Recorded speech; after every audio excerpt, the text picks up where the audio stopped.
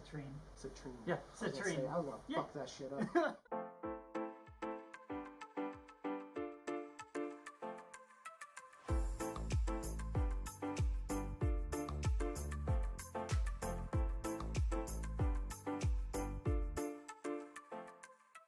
Hey, what is up, guys? I am Husky here today, and welcome back to the channel, everyone. It is great to see everyone's faces. Guys, we are at Fursuit 20... What year is it? Like 19 or something like that? Congratulations, you passed the first question. Yay! It is Fursuit 2019. This is one of 5 total interviews during this con that we have lined up, and we have our very first interview. Guys, if you haven't seen the interview series yet, though, I'll give you a quick breakdown. How does this work? Either A, I wing it and I ask questions, or B, I go to social media. I'll be doing a little bit of both in this one. But we have filmed 30-odd or 40-odd interviews on this channel. If you guys are curious how the format works and want to see it before watching this one, there will be a link in the description with literally every interview ever made as a playlist. So go check that out. But guys, welcome back to another interview. We are at Fursuit 2019, and this is one of 6 cons for me throughout the year, so there will be no shortage of content this year, guys. So guys, we have Citrine here, and this is a very inspirational fursuiter, and you will find out why later in the interview. How are you today? I'm doing pretty good. It's not cold as fuck out. No, it's actually not. It's like in the, what, like mid-30s? It's actually not bad. Something like that.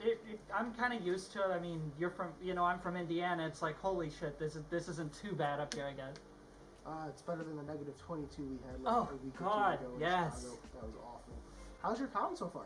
My con's going really good. I've been kind of hugged a lot. Most people don't tell me their names, so it's not awkward at all. It's great, you know? No, I get that. No, it's slightly weird when like random people walk up to you that you don't remember, and they're like, "Hey, remember me from this con?" I'm just like, yeah, it's like, oh yeah, totally. you were that one person that hugged me when I was wasted. Yeah. Yeah, great. Totally. Oh yeah. Yeah. Yeah. No, yeah, man. Yeah. So, what do you think of Fursuit? How many Fursuits have you been to now? This is my third. So this will be my second Fursuit. Last year was actually my first Fursuit, and it hasn't changed much since this year.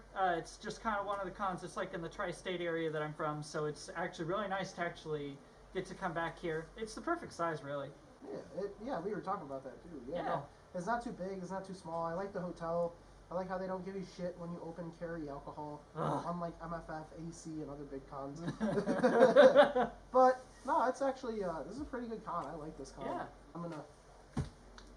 The first one we have is by Daniel J. Fuck, man, I can't. Such an easy name to pronounce, and I can't even read it. You're worried about fucking up I am name. on 4 hours of sleep. I am so sorry. I do cons the wrong way. But the first one we have is by Daniel J. Robinson, and that is, what change are you hoping to make in the furry fandom? So, to be honest, the furry fandom is such an eclectic group of people with just such a wide and vast variety of talents and skills. I think the thing that I want to bring to the fandom is the fact that a disability doesn't own you. I'm blind, and I actually, I can still suit. I still, do a lot of things, but, not to point this about me, but yeah, if you know me, then you'll know I try to let people know that, hey, I have a disability, so what? It's, it's pretty fuck. Hey, that doesn't stop you, though. That's amazing. Yeah. The next question we have, and we're going to blast through the social media questions and then start mine. And the last 2 are actually by the same person, and if I'm not mistaken, it is, at Troublesome Kitty, and that is, if you won the lottery, big bucks, so we'll assume, like, the absolute highest, 1.6 billion, and that is, what are the first 5 things you would buy? 5? Seriously, 5? I can only pick 5. Okay. I don't even know how to address this question. There's 5 things that I can buy but nothing else, or either I have to narrow it down to the first 5 things I would buy. Honestly, screw it. I would probably buy a suit that is a quad suit. I've always wanted one of those, and those are way out of my budget, so I would definitely get a quad suit. I would honestly, outside of that, I would probably just have a year where I was just like, fuck it, I'm going to every con. I don't care. I'll just go to everyone every fucking weekend. I'm not working anymore with that kind of money. So what difference would it make? Honestly, after that, let's see. What else would I still got 3 more things. This is harder than you would think. So I would probably, I would probably do it just to piss some of my friends off. Being blind, I would probably buy like a really kick-ass car. Just because I'd be like, yeah, I can't drive it, but I've got it. Maybe, to me, that it just seems like a thing. Like, people have cars that they don't drive because they're so special. Well, I would probably do that just because why not? I would probably buy a nice house someplace warmer than the north. I kind of like the south just because of the warmth down there. So I would probably do that, and then beyond that, I don't know. One last thing. Oh, good God. Honestly, just to make it plain and simple, honestly, I would probably just give a lot of it to charity, to be honest with you, because I wouldn't know what the hell to do with it. That's fair. No, that's 100% fair. And then the next question Troublesome Kitty asked you is, what are your top 3 favorite movies? Okay, so we're dwelling on nostalgia at this point, so I'm going to have to include at least one for a movie, or the comment section is just going to be livid. So, that's how this shit works. So, basically, I would say my top 3 movies, I grew up with Lady and the Tramp. That was something that was just always, I don't know why, that was like my favorite. I didn't see The Lion King until a few years ago, so that one's like not... That was like my favorite movie as a kid. I watched that shit like every weekend. like I'm like still angry at my parents that they didn't like have the VHS. It's like, you guys are terrible. Outside of that, I would say, I remember Old Yeller. That was a movie, and I don't know why, like at 3 or 4 years old, I watched that religiously. And it's like, my parents were just like, that's fine, he can watch a movie and just cry his eyes out on a daily basis, that's fine. He's a healthy kid, he's fine. But then out of left field, probably one of my top 3 favorite movies is Twister. I don't know why, like, I always liked storms as a kid, and I still do. I love meteorology. One of my closest friends is a meteorology major. Oh, really? Yeah. That's awesome. His name is actually Twister, too. Okay, that's kick-ass. That's cool. But yeah, that's probably my top 3, because like I said, Twister for me, it was one of those things I was like, yeah, I'm going to be a storm chaser in meteorology, and then life kicks in, you're like, oh shit, okay. Yeah, no, it's actually a really hard field too. Oh yeah. Yeah, it tells me. So, one thing I want to touch on in this is, you mentioned that you were blind. Mm-hmm. How do you, has that stopped you from doing like any of the things you want to do, and how do you think that impacts you in the fandom compared to other people? So there's not really too much outside of the obvious things that have stopped me from doing. I mean, I can't drive, but from what I understand, like from people just bitching about it, I don't see it as like a terrible thing that I'm missing out on. But honestly, in the fandom, just a question that I get all the time is like, how do you fursuit? If you can't see, well, I never used my eyes. I was blind from birth, so I don't have, a sense of what vision really would be. So based on that, it's like, okay, I base everything on hearing, which the fursuit, unless you get one that is made of very particular materials, this one being mainly foam, it doesn't really hinder your hearing that much. And since we're at cons where everybody is cranking up the noise like hell, I mean, it's a lot easier to fursuit. Alright. So, one thing I am, and if this is, what I'm saying, you can just be like, no, I don't want to answer that.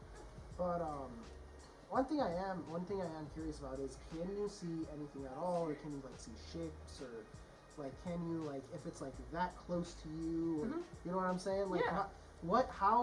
Obviously being blind, vision is limited, yeah. But how limited is it?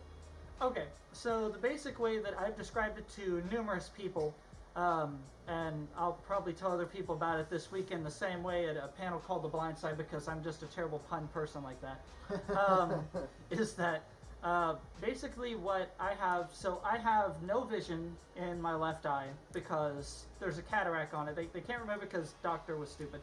And so on my right eye, my vision, the way that I describe it to people is when there's a very dense fog outside and you can't really see hardly anything, so work's called off or whatever, well, it doesn't really work that way for me. I still go to work, I still do everything.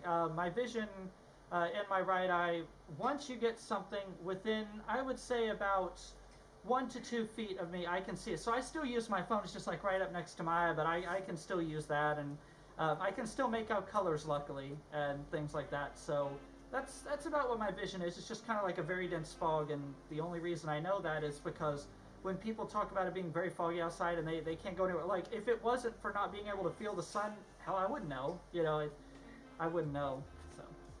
So I know you do the fursuit dancing. Correct? On occasion. On occasion. Yeah. Sometimes. I think last year you were in the comp, correct? Yeah. Right. I was not in this suit, but yeah. Yeah, I was gonna say in a different suit. Yeah. How do you think that impairs you with dancing? How is it harder to learn? Is it harder, especially being that the dance comp is usually so dark, you know? So at that point, I feel like I'm at an advantage because everybody else is just as blind as my ass. So it's actually kind of nice. It's like, hey, you know, it's actually kind of nice. It's like you're evening the playing field for me. Thanks, even if you didn't intend to.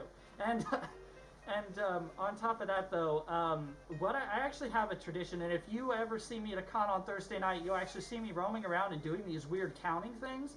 I actually count from one end of the main stage to the next, or any stage I'm going to be on that weekend. I'll count how many steps it takes me to get from one end to the other, going vertical and horizontal, so that way I know, okay, I can go about this far, and then I'm like, okay, I need to either come back this way or I need to stop. So I almost once, I didn't do this, and there's video of this in 2015 at MCFC. I was dancing to a remix of Radioactive, and I did a slide, and when I slid, my hand almost took out the camera guy. Like you just see it come within inches, and you see him pull the camera back. It's like, oh shit.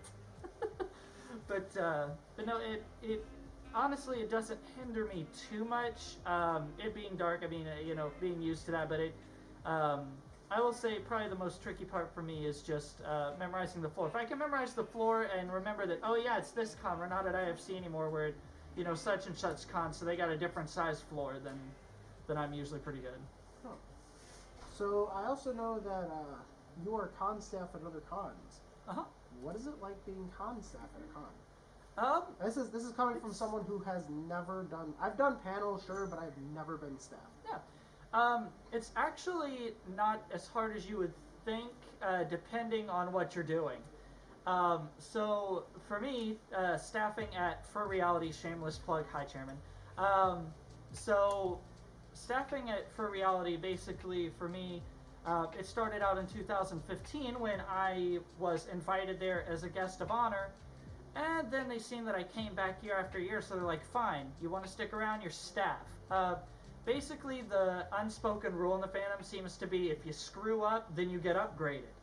Like if you're like, oh yeah, I would love to do that, you know, then you just get upgraded. But being staff, it's a lot of fun.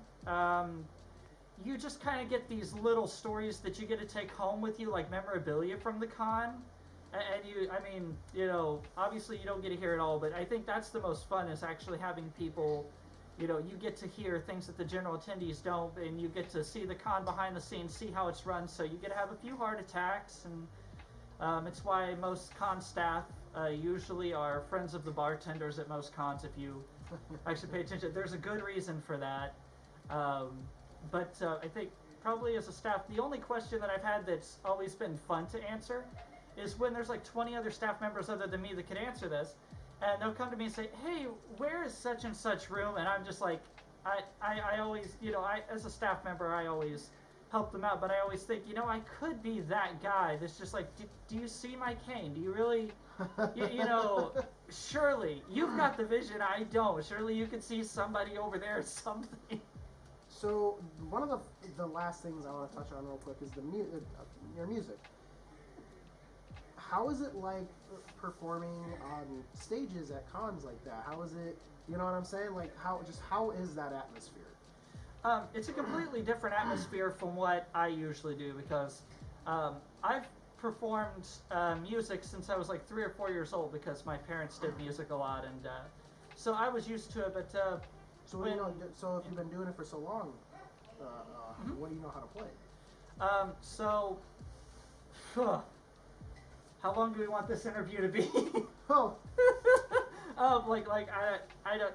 This is the weird part. I never know when people ask questions like this. I'm like, so I don't brag, but how do I say it without coming across as like an arrogant asshole? Piano and guitar are my main 2 instruments. However, I play a lot of different things: mandolin, harmonica, fiddle, bass, and it's just because things like the mandolin and bass and fiddle, those things are tuned exactly the same. So you learn one, you learn them all.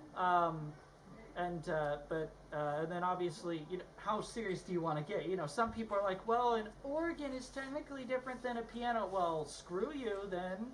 I don't even know how many I play at that point, and are we going to go into stupid crap? Like, if I have rhythm and I can play drums, then okay, are we going to go like tambourine and triangle and all this shit? Like, there's a point where you just have to be like, huh. But basically, being blind, I didn't really play video games that much, except for Pac-Man, and if you ever challenge me at that, I can kick your ass because I memorized the pattern. Because I didn't really do video games much and I didn't really do sports that much, music was something that it's like, I don't need vision to do this, so I would just practice, and then once I would get one instrument down, like a family member or a friend would be like, hey, we got this instrument, you take it. And then it was like a challenge, like, you can't learn this. Oh yeah, okay. So that's basically how I started doing that. And then when I got in the fandom is completely different in its atmosphere. Like, I'll be honest with you, I can write a song, and I have. I started writing music when I got into the fandom because I realized that there's a lot of artists that, this is a, very eclectic community, as I said, and, we can write about whatever we want. So it was kind of cool at that point to get my peers' opinions on my music. And to be able to write songs about furries and about fur cons, and for it to, make people happy and stuff. So that's why I've kept doing music.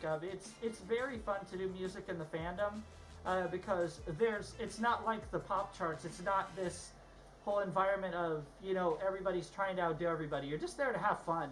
So that makes the music a lot more fun. It makes the experience a lot more fun. Alright guys, so like I said, guys, this suitor is truly an inspiration. You guys should totally go check out their social media. The fact they can do so much while basically being, having a disability that impairs them is truly something else. It truly does make people go like, why haven't I done this yet or that yet? And there should be honestly nothing that holds you back. Guys, like I said, go check this guy out. It is absolutely awesome, the fact he does so much, and that's a huge thing, man. That is fucking huge. Awesome. Yeah, but like it is truly amazing. It really is. So guys, I just want to thank you all for watching this video. Again, this guy is truly an inspiration. Definitely go check out all his social media. Everything will be linked below. Don't forget to check out the last Fursuit interview we did, being an MFF interview. By the time this comes out, I'll probably be in Australia. Yeah, it's the first one of the con. But guys, if you enjoyed this, please be sure to stop by, drop a like, and if you're new, don't forget to subscribe. Guys, like I said, check out this truly inspirational furries stuff. It is just absolutely magnificent that you're able to do so much. I mean, how you do more than me, so that's huge. I can't do YouTube. So, but guys, like I said, just be sure to go check them out. Guys, I'm Scary Husky. And I'm Citrine Husky. And I will see everybody in the next video.